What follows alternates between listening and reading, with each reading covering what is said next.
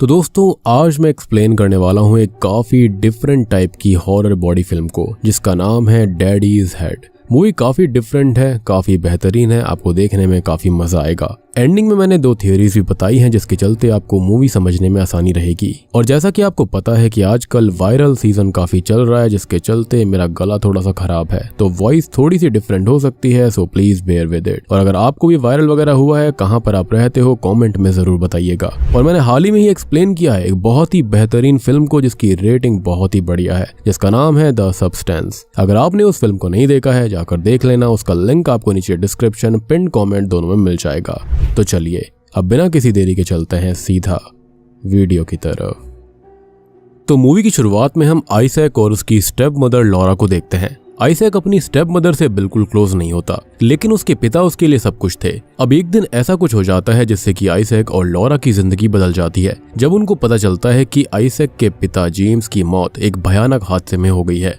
अब आइजैक की जो असल मॉम थी उनके भी गुजरे हुए ज्यादा वक्त नहीं बीता था कि अभी यहाँ पर आइजैक को एक दूसरा झटका भी मिल गया। इस चीज से लॉरा भी काफी दुखी होती है। वो बहुत ज्यादा दारू पीती और सिर्फ जेम्स की ओल्ड क्लिप्स को देखकर उसे याद करती रहती। जेम्स के खत्म हो जाने के बाद उसकी सारी प्रॉपर्टी और उसके इंश्योरेंस के पैसे अब लॉरा के हो गए थे। साथ ही साथ जेम्स की एक लास्ट विल भी थी और वो ये थी कि खत्म होने के बाद उसे उसकी पहली बीवी सुजैन की ग्रेव के पास दफनाया जाएगा जो कि उनके ही गार्डन में था। यहाँ पर लॉयर अपने साथ में मैरी नाम की एक लेडी से मिलती है जो कि असल में स्पेशल सोशल सर्विसेज से थी और आगे आइजैक का क्या करना है वो मैरी ही डिसाइड करने वाली थी। अब मैरी लॉरा से ये कहती है कि अगर वो चाहे तो आइजैक को अपने साथ रख सकती है या फिर आइजैक को वो नर्चरिंग होम में भेज देंगे जहां पर उसकी देखभाल की जाएगी। अब आइजैक छोटा था इसलिए लॉरा इस बारे में सोचने का थोड़ा सा वक्त मांगती है। खैर अब सीन रात की तरफ आता है जहां पर लॉरा अपनी माँ को कॉल करती है, जहां पर उसकी माँ उसे यही कहती है कि उसे अब आइजैक को छोड़कर आ जाना चाहिए क्योंकि उसने काफी स्ट्रगल कर लिया है और उसे एक नई जिंदगी की शुरुआत करनी चाहिए। लेकिन लॉरा ऐसा नहीं करना चाहती थी कि वो आइजैक को अकेला ही छोड़ दे, यानी कि एटलीस्ट उसने यहाँ पर एक टिपिकल स्टेप मदर जैसा बिहेवियर नहीं किया। और यहाँ पर लॉरा भी कोई गोल्ड डिगर नहीं थी। खैर अगले दिन वहाँ पर जेम्स का एक फ्रेंड आता है जिसका नाम रॉबर्ट होता है।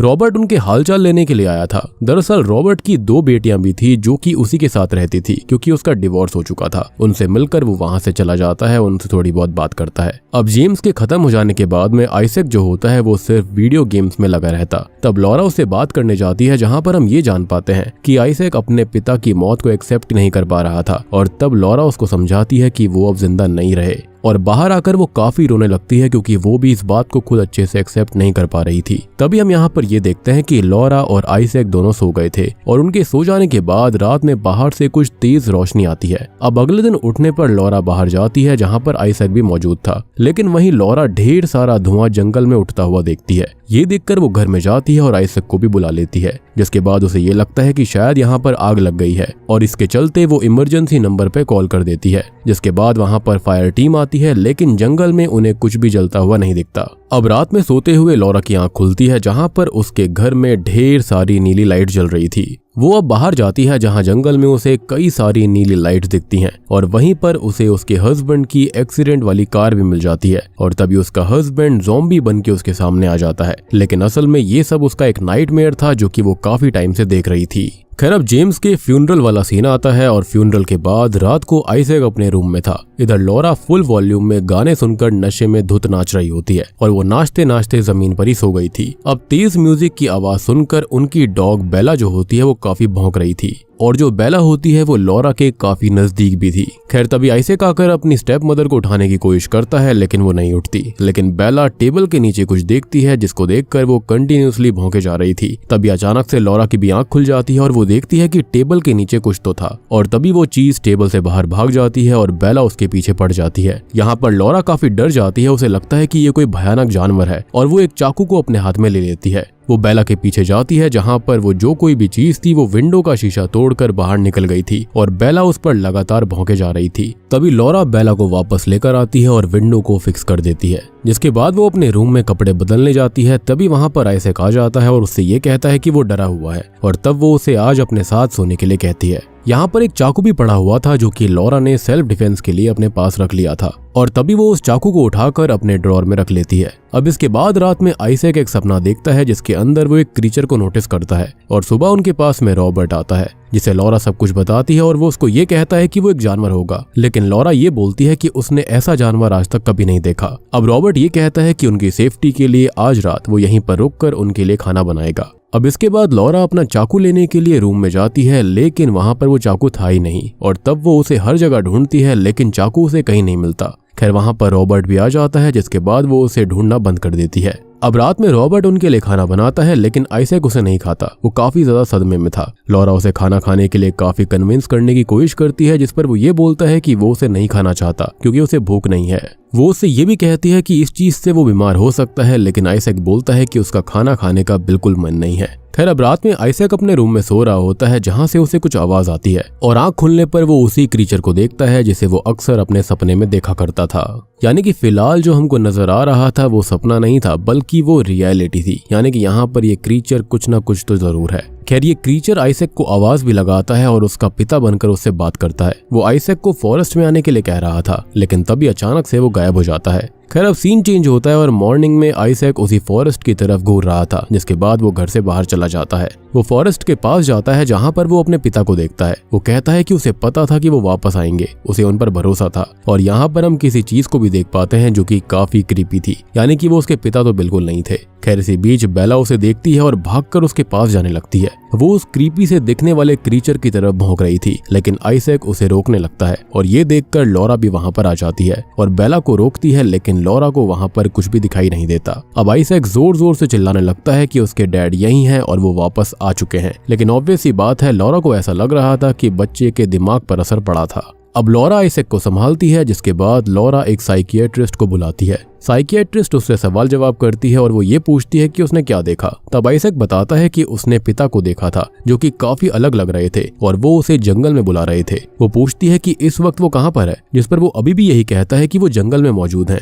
साइकियाट्रिस्ट उसके पिता का स्केच बनाने के लिए कहती है क्योंकि आइजैक काफी अच्छी ड्राइंग किया करता था और वो इजीली अपने पिता की ड्राइंग बना देता है। लेकिन उसने जो चीज बनाई थी वो काफी डरावनी थी। वो एक क्रीचर जैसा लग रहा था, यानी कि पिता और क्रीचर मिक्सचर टाइप का। अब ये देखकर लॉरा काफी घबरा जाती है क्योंकि उसे ऐसा लगता है कि उसने भी इस क्रीचर को उस दिन देखा था। खैर तभी साइकियाट्रिस्ट लॉरा से ये कहती है कि आइजैक इमेजिन करने में काफी एक्सपर्ट है, वो एक आर्टिस्ट भी है और वो अभी बच्चा है जिसके चलते वो अपने पिता के गुजर जाने का जो सदमा है वो बर्दाश्त नहीं कर पा रहा है और वो अकेला पड़ चुका है, उसे प्यार की जरूरत है और कुछ नहीं। खैर अगले दिन आइजैक फिर से जंगल की तरफ देख रहा होता है और तब लॉरा उसके पास जाकर उसे कहती है कि अगर उसे लगता है कि उसके पिता जंगल में है तो वो लोग कल वहां पर जाकर चेक करेंगे। जिसके बाद लॉरा आइजैक को तसल्ली करवाने के लिए उसे फॉरेस्ट में लेकर जाती है और उनके साथ में बेला भी थी। यहाँ पर आइजैक को एक शेल्टर मिलता है जो कि लकड़ियों से बनाया गया था। इसको देखकर बेला उस शेल्टर पर भौंकने लगती है, लेकिन लॉरा को वो ठीक नहीं लगता और यहाँ पर आइजैक भी उसी शेल्टर के पास जाकर कहता है कि ये उसके पिता ने ही बनाया है। तब लॉरा उसे वहां से हट जाने के लिए कहती है, लेकिन वो उसकी एक नहीं सुनता।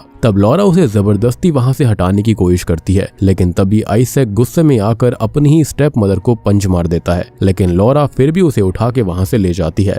अब रात को वो रॉबर्ट को बुलाती है, सारी बात बताती है। लॉरा का ये मानना था कि आइजैक मेंटली अनस्टेबल हो चुका है, उसने उस पर हमला किया था और अगर ऐसा ही चलता रहा तो वो बड़ा होकर और भी कुछ बड़ा कर सकता है। वो उससे रिक्वेस्ट करती है कि वो उसे यहाँ से ले जाए। तब वो कहता है कि ठीक है, वो उसे ले जाएगा। यहाँ रॉबर्ट उसे सिंपैथी देता है और इसी बीच वो पूछती है कि आखिर उसका डिवोर्स क्यों हुआ था, जिस पर वो उसे सच्चाई बताता है कि उसने अपनी वाइफ पर चीट किया था और ये सुनकर वो वहाँ से उठकर चली जाती है। ऑब्वियस सी बात है कि ये बात काफी ज्यादा बड़ी थी। अब रात में आइजैक सो रहा होता है और उसके रूम में एक कैमरा भी लगा हुआ था जिससे लॉरा उस पर नजर रख रही थी। खैर अब वो सो जाती है और आइजैक के रूम में बाहर हम एक वॉल स्टिकर को देखते हैं जो कि सेम उसी शेल्टर की इमेज को दर्शा रहा होता है। अब रात में रॉबर्ट दरवाजा ओपन करता है जिसके बाद बेला वहां से बाहर चली जाती है। वो बेला को ढूंढने लगता है लेकिन वो जंगल की तरफ भाग गई थी। वहां पर वो वही शेल्टर के पास आकर भौंकने लगती है और अंदर वही क्रीचर होता है जो कि बेला का रूप ले लेता है। यानी कि ये क्रीचर कोई नॉर्मल क्रीचर तो नहीं था, ये पक्का कोई आउटर स्पेस एलियन है या फिर कोई आउटर स्पेस लाइफ फॉर्म है। एंड आपको याद होगा कि वो नीली रोशनी जंगल के आसपास और इनके घर के आसपास दिखाई दी थी, तो माइट भी वो वहीं से आया है। खैर बेला उसके पास जाती है लेकिन वो क्रीचर उसे पकड़ लेता है। अब अगले दिन लॉरा और रॉबर्ट बेला को ढूंढने लगते हैं और रॉबर्ट फॉरेस्ट में चला जाता है जहाँ पर उसे बेला जख्मी हालत में मिलती है। उसको देखकर लॉरा और रॉबर्ट दोनों ही उसे डॉक्टर के पास लेकर जाते हैं जहाँ पर उसे मृत घोषित कर दिया जाता है। डॉक्टर बताती है कि इस पर किसी जानवर ने हमला नहीं किया था बल्कि उसकी बॉडी के ऊपर चाकू के निशान थे। और ये सुनकर लॉरा का शक सीधा आइजैक पर जाता है क्योंकि उस दिन वो चाकू भी गायब हो गया था और आज ये हुआ है। वो बेला को दफनाने के लिए उनके ही प्राइवेट गार्डन में जाते हैं जहाँ पर जेम्स और उसकी पहली बीवी सुजैन की बॉडी थी, लेकिन वहाँ पर वो गार्डन भी उथल पुथल पड़ा हुआ था। साथ ही साथ जेम्स की ग्रेव भी खराब हो चुकी थी। खैर अब घर आकर ये आराम करते हैं जहाँ पर लॉरा अपनी ड्रिंक में चुपके से फिर से थोड़ा सा अल्कोहल डाल लेती है। इधर वो आइजैक पर नजर भी रख रही थी लेकिन कुछ गड़बड़ ना होने पर वो आराम करने लगती है। इसी बीच आइजैक को वेंट में से कुछ आवाज आती है और वेंट के ढक्कन को खोलकर वो बेला को देखता है जो कि वेंट के अंदर थी। लेकिन हम सब जानते हैं कि वो बेला नहीं है और बेला तो खत्म हो चुकी है। अंदर देखने पर वो अपने पिता को पाता है जो कि ऑब्वियसली उसके डैड नहीं थे, वो वही क्रीचर था जो कि मल्टीपल रूप ले सकता था। वो उसे ये कहता है कि वो किसी पर भी ट्रस्ट ना करे, खासकर लॉरा पर और रॉबर्ट पर। वो दोनों उससे झूठ बोल रहे हैं। अब आइजैक उस क्रीचर यानी जिसको वो अपना पिता समझ रहा था उसे बाहर बुलाता है। तब वो ये कहता है कि वो उस पर नजर रख रही है, यानी कि क्रीचर ये कह रहा था कि जो उसकी माँ है वो उस पर नजर रख रही थी कैमरा के जरिए, जिसके चलते आइजैक रोने लगता है। जिसकी आवाज सुनकर लॉरा उस पर दोबारा नजर रखने लगती है। लॉरा नोटिस करती है कि आइजैक वेंट में देखकर किसी से बात कर रहा था और तभी उसे वहां पर उस क्रीचर की थोड़ी सी झलक दिखाई देती है जिससे वो भी डर जाती है।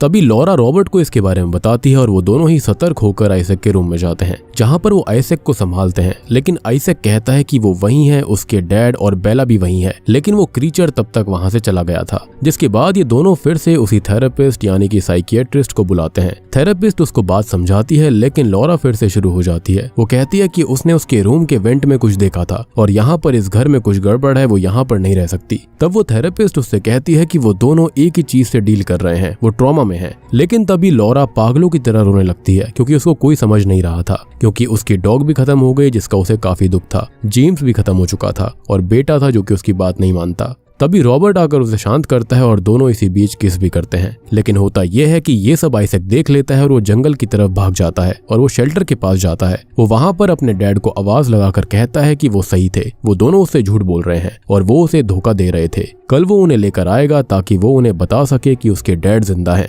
अब अगली सुबह आइजैक फिर से अच्छा से खाना नहीं खाता और लॉरा रॉबर्ट से कहती है कि वो अब और नहीं झेल सकती, वो काफी परेशान हो गई है, उसे आराम चाहिए और वो आइजैक को अपने साथ ले जाए। रॉबर्ट ऐसा ही करता है और वो उसे अपने साथ ले जाता है, लेकिन आइजैक उसे उस शेल्टर के पास ले जाता है जहाँ पर आइजैक उसे ये बताता है कि ये शेल्टर उसके डैड ने बनाया है। तब रॉबर्ट उसे समझाता है कि उसके डैड अब जिंदा नहीं है, लेकिन आइजैक उसकी बात नहीं मानता, उल्टा गुस्सा करने लगता है। तब रॉबर्ट को शेल्टर से कुछ आवाज आती है और टॉर्च मारने पर उसे वही क्रीचर दिखाई देता है जिसको देखकर वो डर जाता है और आइजैक को वहां से ले जाने लगता है। लेकिन आइजैक वहां से नहीं जाता, जिसके बाद हम रॉबर्ट की सिर्फ चीख को सुन पाते हैं। यानी कि ये जो क्रीचर है वो फिलहाल आइजैक को कुछ भी हार्म नहीं कर रहा था, लेकिन वो पक्का उसके साथ कुछ बड़ा करना चाहता है। तभी वो उसके सामने बेला और उसके पिता के रूप में आया करता। अदरवाइज अगर उसे मारना ही होता तो वो स्टार्टिंग में ही उसको खत्म कर सकता था, जैसे कि उसने बेला के साथ किया। अब अगले दिन लॉरा हॉस्पिटल पहुंचती है जहां पर रॉबर्ट एडमिट होता है। उसकी हालत काफी खराब थी। अब ये एक क्राइम सिनेरियो बन चुका था, इसलिए लॉरा को उससे मिलने नहीं दिया जाता।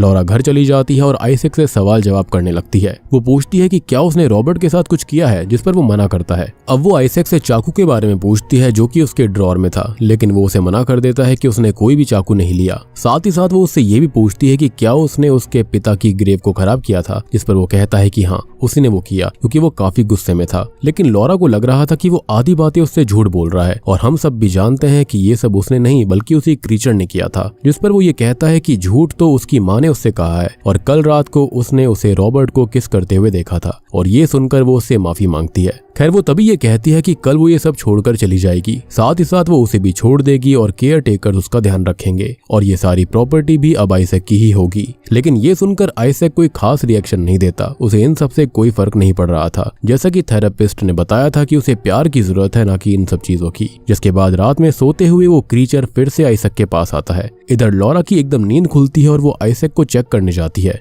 अब वो आइजैक के रूम में जाती है कि तभी वो उस क्रीचर को देखती है जो कि उस पर हमला कर देता है, लेकिन लॉरा दरवाजा बंद कर देती है जिससे कि वो क्रीचर दरवाजे पर टकरा जाता है। जिसके बाद फाइनली आइजैक को एहसास हो जाता है कि ये उसके पिता नहीं बल्कि कोई खतरनाक मॉन्स्टर या क्रीचर है। वो चिल्लाने लगता है कि तभी लॉरा दरवाजा खोलती है और वो आइजैक को जख्मी हालत में पाती है। वो जाकर आइजैक को गले लगा लेती है और यहाँ पर आइजैक नाइफ को उस क्रीचर पर तान देता है, लेकिन तभी वो क्रीचर आगे बढ़ता है उस पर हमला करने के लिए। लेकिन जो लॉरा होती है वो नाइफ लेकर उसी क्रीचर को स्टैब करके मार डालती है। यानी कि एक बात तो श्योर थी कि ये आउटर स्पेस लाइफ फॉर्म थी जो कि किसी को भी देखकर उनका रूप ले सकती थी, लेकिन ये फिर उन पर ही फीड किया करती। यानी कि ये इंसानों के लिए बहुत बड़ा खतरा थी। लेकिन ऑब्वियस बात है कि लॉरा ने अब उसको खत्म कर दिया। अब यहाँ से सीन कुछ साल बाद का दिखाया जाता है जहाँ पर आइजैक बड़ा हो चुका था और आइजैक उसी वेंट को घूर रहा होता है जहाँ से उसके पिता यानी कि वो क्रीचर उससे बात किया करता था। जिसके बाद वो जंगल में उसी शेल्टर के पास जाता है और इस बार वो उसके अंदर जाता है जहाँ पर उसे उसके डैड के साथ ही एक पिक्चर मिलती है और साथ ही साथ वहाँ पर एक स्केलेटन भी मौजूद था जो कि शायद उसी क्रीचर का होगा। एंड आई बिलीव कि जब इस क्रीचर ने आइजैक के पिता का यानी कि जेम्स का रूप लिया था तो कहीं ना कहीं उसके मन में वो फीलिंग्स आ गई थी जो कि एक पिता के मन के अंदर अपने बच्चे के लिए होती है, जिसके चलते वो क्रीचर उस पर हमला नहीं किया करता था। लेकिन ऑब्वियस ही बात है वो एक ऐसा भयानक क्रीचर है तो कहीं ना कहीं उसके अंदर की जो दो पर्सनैलिटीज थी वो एक दूसरे पर भारी पड़ रही थी। और एक बात और कि आइजैक हमेशा ये कहा करता था कि ये जो शेल्टर है वो उसके पिता जेम्स ने ही बनाया था, तो हो भी सकता है कि शायद से ये इन दोनों का कोई सीक्रेट हाइड आउट होगा जिसके बारे में खाली इन दोनों को पता था। अदरवाइज इस शेल्टर के अंदर उनकी फोटो का होना कोई लॉजिक नहीं बनाता। आई मीन कोई क्रीचर या फिर एलियन कोई भी फोटो चुरा कर वहां पर क्यों रखेगा। तो इस क्रीचर ने यहाँ पर पनाह तो जरूर ले ली थी और मुझे ऐसा लगता है कि इस क्रीचर ने इस फोटो को देखकर ही जेम्स का रूप ले लिया होगा जिसके चलते उसने आइजैक को फंसाया था। अदरवाइज कोई एलियन ऐसे नीचे गिरेगा और ऐसे ही जेम्स का रूप ले लेगा, शेल्टर बना देगा, बहुत ही वियर्ड बात थी। तो मेरे हिसाब से आइजैक ये बात बिल्कुल सच कह रहा था, ये पक्का उनका सीक्रेट हाइड आउट होगा। एनीवेज अब सीन फिर से चेंज होता है जहां पर हम आइजैक को किसी और घर में देखते हैं और वहां पर लॉरा भी मौजूद थी, यानी कि ये दोनों अभी भी साथ थे। और यहाँ पर आइजैक उसे पहली बार मॉम कहकर बुलाता है, यानी कि उसने फाइनली एक्सेप्ट कर लिया था उसके स्ट्रगल्स को और वो समझ चुका था कि वो उससे कितना प्यार करती है। और बूम, इसी के साथ में डैडीज हेड मूवी यहीं पर खत्म हो जाती है। तो दोस्तों ये थी डैडीज हेड फिल्म की कहानी। तो देखो यहाँ एंडिंग में हुआ क्या। तो एंडिंग में हमने ये देखा कि लॉरा के उस क्रीचर को मारने के बाद आइजैक के ओल्डर वर्जन को दिखाया जाता है जो कि स्टिल अपने डैड को मिस करता था, इसलिए वो वेंट पर बैठा था। जिसके बाद वो शेल्टर के अंदर भी गया जहाँ पर उसकी और उसके पिता की पिक्चर भी थी और साथ में वहाँ एक स्केलेटन भी मौजूद था। तो स्केलेटन तो पक्का उस क्रीचर का ही होगा। इससे साफ हो जाता है कि वो क्रीचर मर चुका है, लेकिन उस पिक्चर का वहाँ पर होना ये बात साबित करता है कि ये उनका सीक्रेट हाइड आउट हुआ करता था। और इस बात की पुष्टि करने के लिए उनकी जो पहली मदर थी यानी कि जो सुजैन थी वो थी ही नहीं। और ऑब्वियस सी बात है कि लॉरा को इसके बारे में शायद जेम्स ने कभी बताया नहीं था। और आखिर में हमने आइजैक को अपने न्यू घर के अंदर देखा जो कि लॉरा के साथ रहता था, यानी कि वो सब कुछ भूलकर अपनी स्टेप मदर को एक्सेप्ट कर चुका था। अब देखो यहाँ पर एक थियोरी और ये कहती है कि ये कोई क्रीचर कभी था ही नहीं, बल्कि ये जो आइजैक के मन के अंदर गिल्ट था, डर था, वो उसका एक रूप था जिससे कि ये दोनों ही यहाँ पर डील कर रहे थे। एंड इस थ्योरी के हिसाब से रॉबर्ट और बेला के ऊपर चाकू से जो हमला किया गया था वो शायद आइजैक और लॉरा ने ही अपने ट्रॉमा में आकर किया था, क्योंकि रॉबर्ट ने एक बात लॉरा को बताई थी कि उसका डिवोर्स अपनी बीवी से इसलिए हुआ क्योंकि उसने उसके ऊपर चीट किया था। और मुझे ऐसा लगता है कि शायद से लॉरा ने इसी गुस्से में आकर उसके ऊपर चाकू चला दिया। तो ये दोनों ही किसी न किसी ट्रॉमा से डील कर रहे थे और थेरेपिस्ट ने भी सेम बात बोली थी। तो माइट भी ऐसा हो सकता है कि इसी वजह से ये सब हुआ था। तो शायद से ये क्रीचर कभी एग्जिस्ट करता ही नहीं था, ये खाली आइजैक और लॉरा के मन के अंदर के गिल्ट, डर और बहुत सारी भावनाओं को दर्शाता है। एनीवेज जो सेकंड थियोरी कहती है कि हाँ भाई ये क्रीचर वाकई में था, तो शायद से ये क्रीचर कुछ और नहीं बल्कि एक एलियन ब्रीड थी, क्योंकि उस क्रीचर के अपीयरेंस से पहले वाली रात को हमने एक तेज रोशनी बाहर से आते हुए देखी जो कि शायद उस क्रीचर के यूएफओ की होगी, या फिर हो सकता है कि वो किसी मीटियोर की हेल्प से यहाँ पर आया था। अब इस क्रीचर के पास में अपना रूप बदलने की, आवाज निकालने की शक्तियां थी, यानी कि वो डॉपलगैंगर वाली चीज को अच्छे से कर लिया करता। और ये एलियन क्रीचर दिमागी रूप से भी काफी डेवलप्ड था, अदरवाइज वो इस तरह से किसी को मैनिपुलेट नहीं कर पाता। तो उम्मीद करता हूँ कि आपको ये दोनों थ्योरी समझ आ गई होंगी, मूवी अच्छी लगी होगी। तो वीडियो अच्छी लगी हो तो लाइक कर देना, चैनल के ऊपर नए हैं तो सब्सक्राइब कर लीजिए। और अगर आपने द सब्सटेंस नाम की एक बहुत ही बेहतरीन बॉडी हॉरर फिल्म को नहीं देखा है तो जाकर देख लेना, अदरवाइज आप बहुत कुछ मिस कर दोगे। उसका लिंक आपको नीचे डिस्क्रिप्शन, पिन कमेंट दोनों में मिल जाएगा। और चैनल के ऊपर नए हैं तो सब्सक्राइब करना तो बिल्कुल मत भूलना, क्योंकि हम 1 मिलियन सब्सक्राइबर्स के काफी नजदीक हैं। तो मैं आप सबको मिलता हूँ अगली वीडियो के साथ में। तब तक के लिए